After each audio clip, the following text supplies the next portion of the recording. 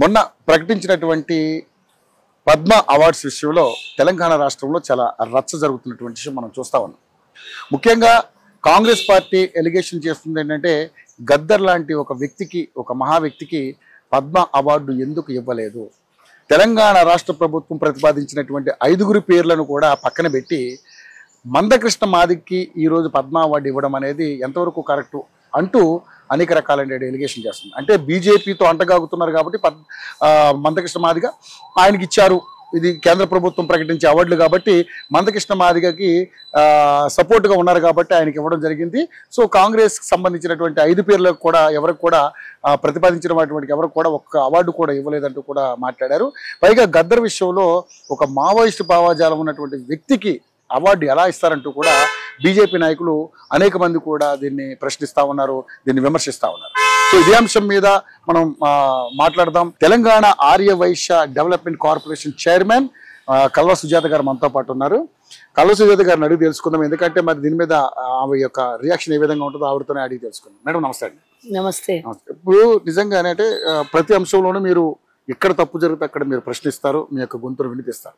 So Padma అవార్డుల విషయంలో ముఖ్యంగా చూసుకుంటే మరి చాలా మంది బీజేపీ నాయకులు గద్దర్ని మీరు ప్రపోజ్ చేస్తే దాన్ని వ్యతిరేకిస్తూ కూడా ఒక మావోయిస్ట్ భావజాలం ఉన్న వ్యక్తి బీజేపీ నేతలు చాలా మందిని చంపినటువంటి ఒక నరరూప రాక్షసుడికి ఎలాగ అవార్డులు ఇస్తారంటూ కూడా బండి సంజయ్ అండ్ విష్ణువర్ధన్ రెడ్డి గారు ఇలాంటి వాళ్ళందరూ కూడా మాట్లాడడం జరిగింది. వాళ్ళకి ఎటువంటి సమాధానం చెప్తారు మీరు? ఫస్ట్ ఆఫ్ ఆల్ ఎవరినన్నా ఇక్కడి నుంచి ఒక రాష్ట్రం నుంచి ప్రపోజల్ వెళ్ళినప్పుడు ఇయ్యలేదే అనుకోండి, కాముగా ఉండాలి. కానీ వారి వ్యక్తిగతంగా దూషణ చేయడం అనేది ఒక అధికారంలో, ఒక ప్రభుత్వంలో, కేంద్ర ప్రభుత్వంలో సహాయ శాఖ మంత్రిగా ఉన్నటువంటి బండి సంజయ్, గతంలో కూడా ఎన్నో విమర్శలను ఎదుర్కొన్నటువంటి బండి సంజయ్ ఈరోజు ఏకంగా ఒక దళిత నాయకుడు, తెలంగాణ ఉద్యమంలో ఆయన పాత్ర ఉంది, ఆయన బుల్లెట్లను గుండెల్లో దింపినటువంటి విషయం మనకందరికీ తెలుసు. ఈరోజు ఆయన మన మధ్యలో లేరు.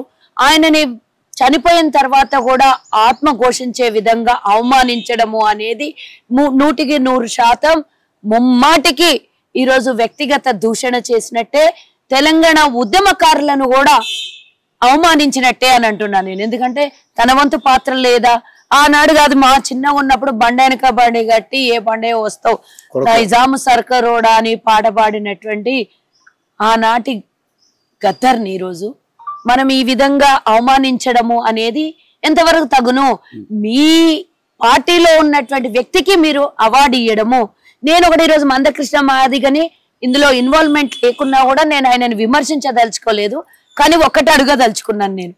మందకృష్ణ మాదిగ అనేవారు తన సామాజిక వర్గానికి తప్పించి తెలంగాణ గాని తెలుగు రాష్ట్రాలలో గాని ఇతరత్ర ఏం సేవలు చేసిండు నేను అడుగుతున్నా ఈరోజు. మరి ఆయన అంటే అన్ని వర్గాల ప్రజల్ని, అందరికీ సుముఖమైనటువంటి పనులు చేసే వాళ్ళకి పద్మ అవార్డ్స్ వస్తాయని నాకు తెలుసు, నాకున్నటువంటి జ్ఞానంలో అది తెలుసు. కానీ ఆయన సామాజిక వర్గము, అది కూడా రాజకీయంతో ముడిపట్టుకొని ఉన్నటువంటి వ్యవహారము, స్వలాభం కోసం పనిచేసేటటువంటి మందకృష్ణ మాదిగకి ఈరోజు అవార్డు ఇచ్చేది. అఫ్ కోర్స్ మా రాష్ట్రం నుంచి వచ్చింది, మేము ఆయనకి శుభాకాంక్షలు తెలియజేస్తాము. అది పక్కన, ఆయనకి ఇందులో వ్యక్తిగతంగా దూషించాల్సినటువంటిది, వ్యతిరేకించాల్సినటువంటి అవసరం నాకు లేకున్నా ఈ రోజు తనకి ఇవ్వడంలో పాత్ర ఏముంది బీజేపీది అంటే ఆయన పార్టీకి సపోర్టర్ గా ఉన్నాడు, వాళ్ళ పార్టీ పదవి ఇచ్చింది కాబట్టి ఆయనకు మీరు ఈరోజు అవార్డులు రివార్డులు ఇస్తారు.